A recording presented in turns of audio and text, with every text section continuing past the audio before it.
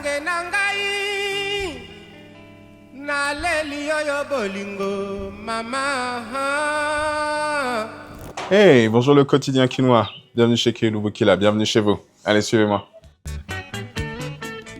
Donc, quand j'ai lancé Kilou Bukila, il y a quoi? Il y a 6 ans maintenant, je me rappelle presque plus de la vision que j'avais, mais peut-être que je me rappelle de l'idéal que j'avais. Et ce que je voulais, je crois que c'était proposer de beaux objets, une belle esthétique congolaise, moderne, pour changer un peu le narratif, le soft power du Congo.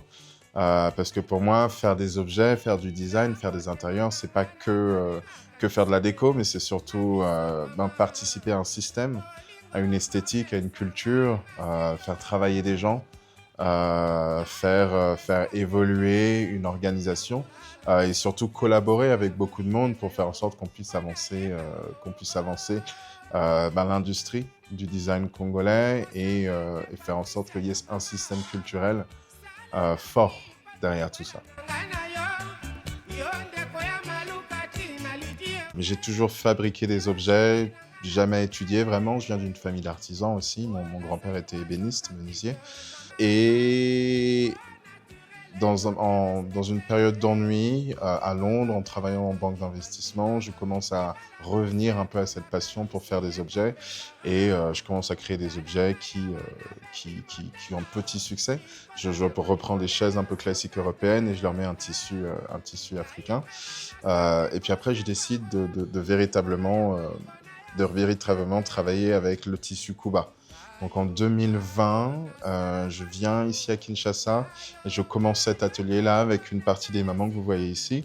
Et petit à petit, les collections avancent. On expose à Paris, à Maison et Objets, à London Design Week, à Milan, à Salone Satellite, à New York, au Japon, etc. Donc les choses vont assez bien. C'était important pour moi de travailler avec les mamans parce que c'est elles qui ont la connaissance de cet art. C'est les mamans traditionnellement Kuba qui font la broderie sur le tissu Kuba. Donc je voulais vraiment les mettre en avant, travailler avec elles, mais surtout les mettre en avant. C'est-à-dire que chaque tapis aujourd'hui, il a le nom d'une maman, d'une femme qui est proche de nous, de l'atelier. Donc ça veut dire que quand quelqu'un achète ce tapis, il n'achète pas uniquement une pièce, il achète quelque chose que maman Adèle a fait, que maman Irène a fait. Donc c'est hyper important d'avoir ce côté personnel, de savoir qu'aujourd'hui, quelqu'un de New York, il a une idée de qui fait cet objet, qui est très beau et ça finalement rapproche les deux personnes l'une de l'autre. La pièce dont je suis le plus fier, je crois, dans la collection, c'est un tapis de 2 mètres sur 2 qui s'appelle Maman Ludivine et qui ressemble à une interprétation que j'ai faite du coucher de soleil sur le fleuve Congo. Et j'aime bien parce que il allie des nouvelles couleurs qu'on a mises sur le tapis Kuba et il plaît beaucoup. Donc, je suis très très fier de lui. Et puis il porte le nom de ma petite sœur, donc je suis aussi assez content. Il y a toujours cette tension, je trouve, en Afrique aujourd'hui entre préservation, tradition, modernité, qui est une tension hyper intéressante parce que, et je vais parler pour le Congo, qui est le pays que je connais parce que je suis congolais, on a beaucoup oublié un peu tous nos savoirs précoloniaux en RDC. Donc le côté préservation est hyper intéressant. Sauf que dans les faits, on ne sait pas vraiment ce qu'on veut préserver. On sait qu'on est conservateur, on sait qu'on veut conserver quelque chose, mais on ne sait pas vraiment ce que c'est. Du coup, quelles sont nos valeurs précoloniales et qu'est-ce qu'on veut poser? Moi, c'est vraiment cette recherche que je voulais faire, mais pas d'un point de vue nostalgique, pas d'un point de vue pour dire je voudrais retourner aux temps anciens, mais plutôt de me dire mieux savoir d'où je viens, ça va me permettre de pouvoir envisager qui je veux être plus tard, quelle va être cette identité-là. Et c'est pour ça qu'on a utilisé le Mandombe, qui est ce script panafricain qui a été créé au Congo central spécifiquement, comme élément culturel, mais comme positionnement pour créer un objet contemporain de design, c'est-à-dire utilisons l'ancien pour mieux définir le présent et être plus confiant sur l'avenir. Le tissu Kuba, là, il vient d'être reconnu comme trésor national et ça va ouvrir la voie vers une protection intellectuelle, les IP. Et si on arrive à avoir une vraie connaissance poussée et scientifique de notre esthétique, de notre design, de nos connaissances, c'est le seul moyen où on va pouvoir le protéger sur la scène internationale. Pour moi, ce travail-là, ça a commencé, et je crois que tu l'as un peu compris, hein, après c'est un peu le drame des diasporas, c'est une quête un peu identitaire. On a grandi à l'étranger et puis on vient ici de temps en temps en vacances quand on a le temps. Mais finalement, on se sent chez nous un peu nulle part ailleurs.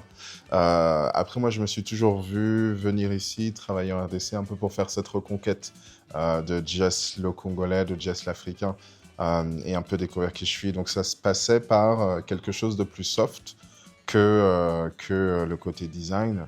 Pardon, que le côté banque, que le côté finance. Pour moi, ça devait passer par de la créativité parce qu'une humanité, pour moi, elle se trouve vachement dans cette créativité-là. Et mes épisodes de vacances au Congo, je trouvais que cette créativité, elle manquait. Ici, cette identité culturelle, en tout cas, il y a beaucoup de créativité au Congo, mais la vie est très difficile. Je trouve que l'âme du Congolais, elle est un peu mise à mal. Et qu'on se pousse un peu sur le côté culture, qu'on donne plus de soutien à la culture, je pense que ça ferait beaucoup de bien au pays. Et à moi aussi beaucoup de bien. Et après, là, aujourd'hui, ça se transforme un peu, je crois, sur des valeurs un peu plus religieuses, j'allais dire, de par mon éducation, du comment, sans avoir un discours ONG du tout, mais comment est-ce que, en créant de beaux objets, en mettant en place un bon système, de beaux processus, comment est-ce qu'on peut faire en sorte de donner de l'emploi aux gens sur le long terme. Donc, c'est-à-dire comment est-ce qu'on peut avoir un impact positif sur notre petit cercle, notre petite société.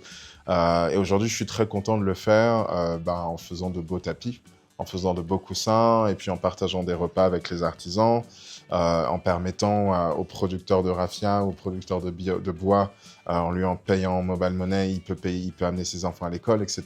Je trouve qu'aujourd'hui, c'est cet engagement-là qui, au départ, était un engagement identitaire, qui s'est transformé en engagement esthétique et aujourd'hui en engagement sociétal qui me remplit de joie.